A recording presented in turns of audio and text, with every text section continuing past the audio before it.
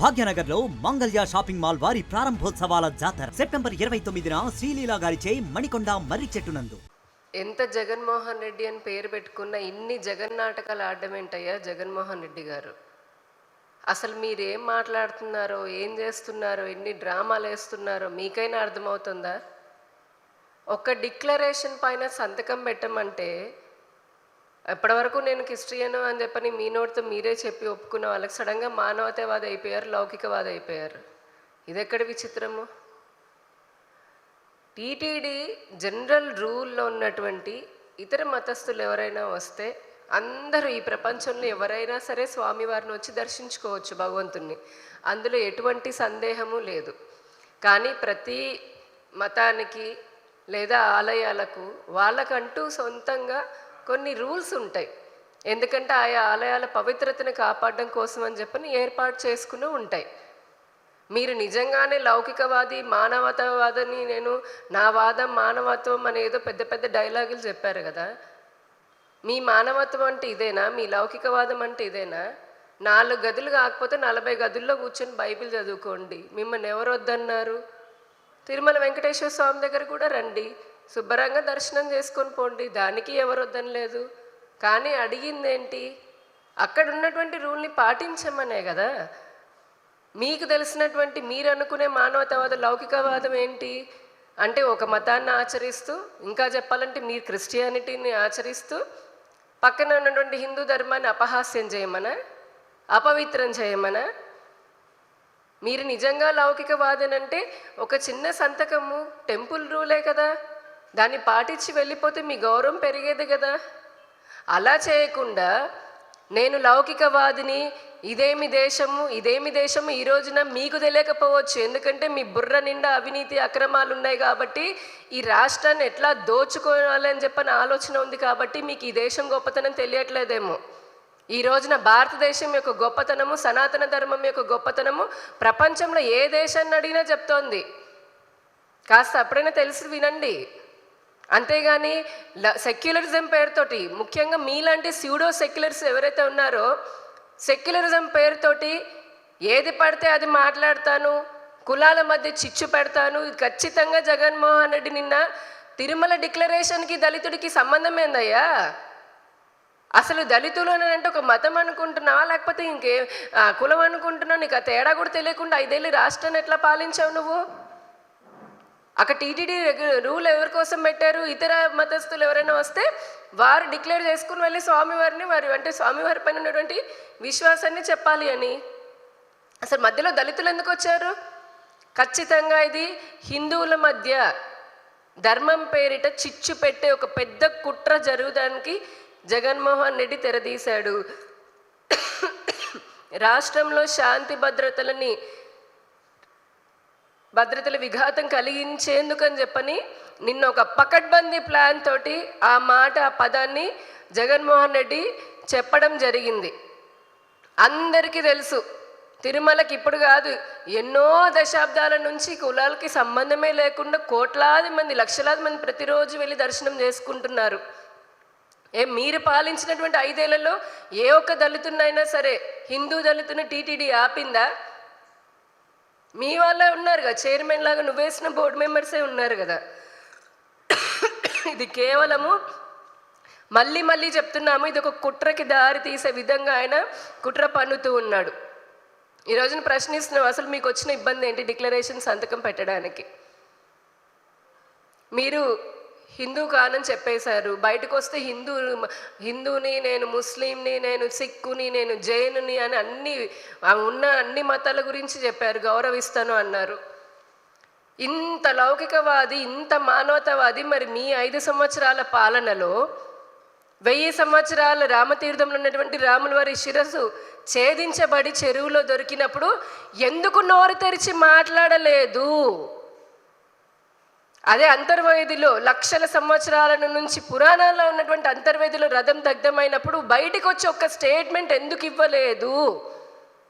220కి పైగా దేవాలయాల విగ్రహాలని వాటిని భేదించి అంటే ధ్వంసం చేసినప్పుడు, అర్చకుల మెడలోని జంధ్యాన్ని తెంపి పారేసినప్పుడు, మీ కార్యకర్తలు కొడుతున్నప్పుడు నీకు ఆ బాధ్యత అనిపించి ఎందుకు మాట్లాడలేదు?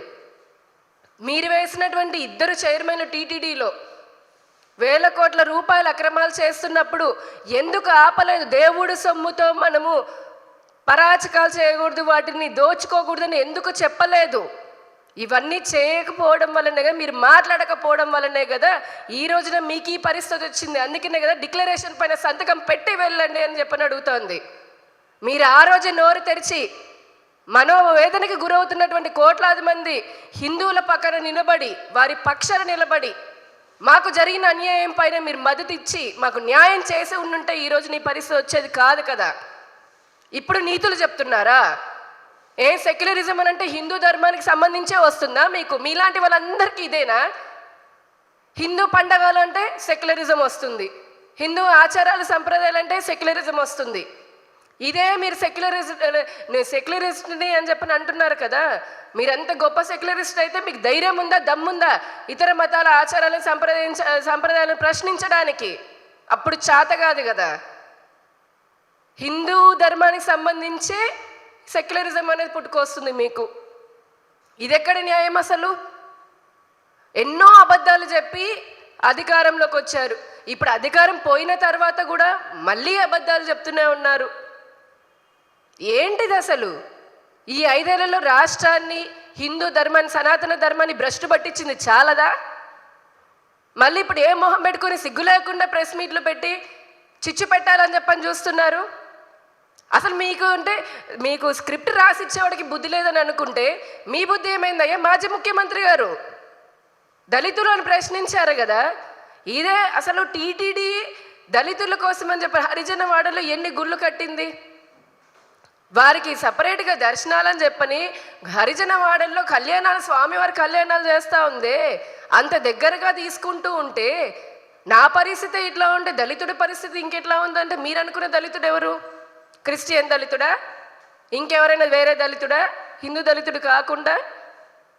వాళ్ళైతే కనుక ఖచ్చితంగా దేవుడి ముందు అందరూ సమానమే కదా, రూల్ ముందు అందరూ సమానమే కదా. ఏ మత విశ్వాసానికైనా వారి ముందు మాజీ అయితే ఏంటి, ముఖ్యమంత్రి అయితే ఏంటి, ఎమ్మెల్యే అయితే ఏంటి, సామాన్యుడైతే ఏంటి? ఎవరికి గొప్ప? రెడ్డి అయితే ఏంటి, కాపు అయితే ఏంటి, కమ్మ అయితే ఏంటి, దళితుడు అయితే ఏంటి, బ్రాహ్మణుడు అయితే ఏంటి? ఎవరికి గొప్ప? స్వామి వారి ముందు, భగవంతుడి ముందు, చట్టం ముందు అందరూ సమానమే కదా. ఈ చిన్న లాజిక్, ఈ చిన్న పాయింట్ కూడా మీరు ఎందుకు మర్చిపోయారు? కులాలను ఎందుకు తీసుకువస్తున్నారు? మీరు స్వామివారి ప్రసాదంలో చేసినటువంటి అపవిత్రాన్ని, దాని గురించి అందరూ మనోవేదన పడతా ఉంటే టాపిక్ డైవర్ట్ మీరు చేసుకుంటూ, కుట్రలు మీరు చేసుకుంటూ మళ్ళీ మమ్మల్ని అంటారా? మేమేం మీలాగా సూడో సెక్యులరిస్టులం కాదు, గుర్తుపెట్టుకోండి జగన్మోహన్ రెడ్డి గారు. మా ఆట మాట్లాడితే బీజేపీ స్పందించలేదు, బీజేపీ పెద్దలు మాట్లాడలేదని అంటారు. ఏం మాట్లాడాలి? మాట్లాడలేదా? నడ్డా గారు మాట్లాడలేదా? మా జాతీయ అధ్యక్షుడు ఆయన మాట్లాడారు కదా, చాలామంది కేంద్ర మంత్రులు మాట్లాడారు కదా. ఇంకేంటి? మీరు చెప్పినప్పుడల్లా వాళ్ళు మాట్లాడుతూ ఉండాలా ఏంటి? మీరేమో తప్పు మీద తప్పు చేసుకుంటూ పోతారు, మళ్ళేమో ఎదురుదాడి మా మీద చేస్తున్నారు. బట్ట కాల్చి హిందువుల మీద, లేదంటే హిందూ సాంప్రదాయాల మీద అక్కడ టీటీడీ పెట్టుకున్న రూల్ పైన వేస్తున్నారా? నిజంగా చిత్తశుద్ధి ఉంటే, అరే ఇంతమంది అడుగుతున్నారు కదా, ఒక సంతకం పెట్టిపోతే నేను కూడా నా నిజాయితీ నిరూపించుకున్నట్టుగా ఉంటుంది కదా భగవంతుడికి. ఆయన భగవంతుని మించి మీరా నేనా అండి?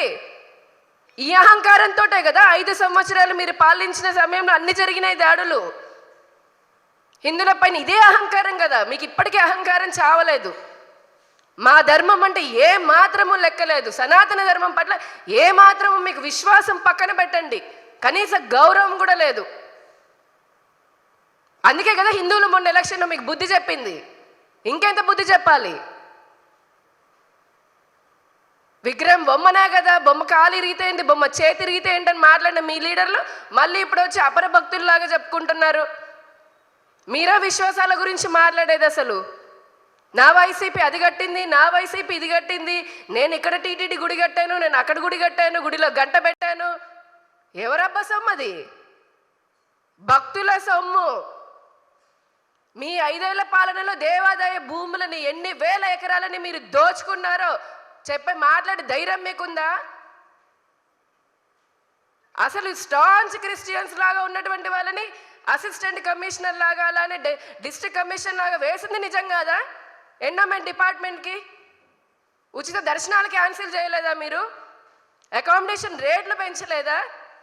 ఉచిత ప్రసాదాలు ఆపలేదా? ప్రసాదాల నాణ్యత తగ్గలేదా? క్యూలలో ఉన్నటువంటి వారికి మంచినీళ్ళు ఇచ్చిన పాపాన పోలేదు కదా. ఇప్పుడు వచ్చి సంతకం పెట్టమనంటే మళ్ళీ నేను మానవతావాదిని, మానవత్వం నా వాదం. ఏ మానవత్వం అయ్యా నీది? ఇదేనా మా హిందూ సనాతన ధర్మ సాంప్రదాయాలని తుంగలో తొక్కడమేనా నీది ఉన్నటువంటి లౌకికవాదం? సనాతన ధర్మానికి సంబంధించి మీకు చేతనైతే గౌరవించండి, ఆచరించడం మీకు చేత. ఎందుకంటే మీరు వేరే మతాన్ని ఆచరిస్తున్నారు కాబట్టి, అది మీరే చెప్పుకున్నారు కాబట్టి. కానీ గౌరవించకపోగా హిందూ సాంప్రదాయాలని కాలరాసేటటువంటి అధికారం అసలు ఎవరికైనా ఎవరిచ్చారు? దానికి మళ్ళీ సెక్యులరిజం అని పేరు పెడుతున్నారా? సెక్యులరిజం పేరుతో హిందూ దేవాలయాలను అపవిత్రం చేస్తాము, హిందూ ధర్మాలను నాశనం చేస్తాను, సనాతన ధర్మాన్ని నాశనం చేస్తామనంటే హిందువులు ఊరుకునేది లేదు. ఈసారి వచ్చి వెంటబడి కొడతారు ఎవరినైనా సరే, గుర్తుపెట్టుకోండి. అది ప్రతి వాడికి సెక్యులరిజము, మానవతావాదం, లౌకికవాదం. మీ మానవతావాదం గురించి మాట్లాడాలంటే దళితుడు అని కూడా అన్నారు కదా నిన్న. మరి ఏం మొహం పెట్టుకొని ఒక దళిత డ్రైవర్ని చంపిన అనంతబాబుని పక్కనే పెట్టుకున్నారు ప్రెస్ మీట్లో. ఇదేనా మీరు దళితులకు ఇచ్చేటటువంటిది? ఇదేనా మీకున్న మానవత్వం? ఒక దళితుడు అనే డాక్టర్ సుధాకర్ ఆయన మరణానికి కారణమైనప్పుడు మీ మానవత్వం ఇదేనా? అంతెందుకు సొంత బాబాయి మరణించినప్పుడు ఆ సంగతి అందరికీ తెలుసు, రావడానికి వెళ్ళి చూడడానికి కూడా టైం లేనటువంటి ఇదే జగన్మోహన్ రెడ్డి గారి మానవత్వము. పాపం ఆయన అక్రమాల్లో అవినీతి చేసి జైలుకి వెళ్ళిన రాత్రి వచ్చి మళ్ళీ పలకరించిపోతాడు. ఇదేమి మానవత్వం? నీ ఇంటి పక్కన ఆడపిల్లలకు అత్యాచారం చేశారు, వేలాది మంది మహిళలు, అమ్మాయిలు మిస్ అయిపోయారు. అప్పుడు నీకు అనిపించలేదా మానవత్వం? ఎంతోమంది ప్రశ్నించిన వారిపైన కేసులు పెట్టి అన్యాయంగా వారందరినీ జైల్లో పంపించినప్పుడు నీకు లేదా మానవత్వం? ఆడబిడ్డలని, ఆశ అంగన్వాడీ వర్కర్లని, అమరావతి మహిళా రైతులను బూటకాలతో దండించారు. ఆఖరికి నాతో సహా హిందుత్వం కోసం ప్రశ్నిస్తున్న నా మెడలో ఉన్న అమ్మవారి పైన మీ పోలీసు ఎస్ఐ బూటకాలతో నా మెడ పైన పెట్టినప్పుడు మరి ఏమైంది మానవత్వం? ఒక మహిళలాగా మమ్మల్ని ఈడ్చుకుని బట్టలు చింపినప్పుడు ఏమైందని ప్రశ్నిస్తున్నాం. నీ పాలన అంత దరిద్రంగా ఉంది కాబట్టి ఈ రోజున ఈ గతిగా పట్టింది మీ వైసీపీకి. ఇప్పటికైనా బుద్ధి తెచ్చుకోకుండా మళ్ళీ ఎదురుదడేంటి? ఇష్టారాజ్యం వచ్చినట్టు మాట్లాడడం, అహంకారంతో మాట్లాడము. ఏది చెప్పినా నడిచిపోతుంది, ఏది చేసినా నడిచిపోతుంది అని చెప్పను. ఇంకెంతకాలం మీ రాక్షస పాలనను చూడలేకనే కదా ప్రజలు ప్రభుత్వాన్ని మార్చింది.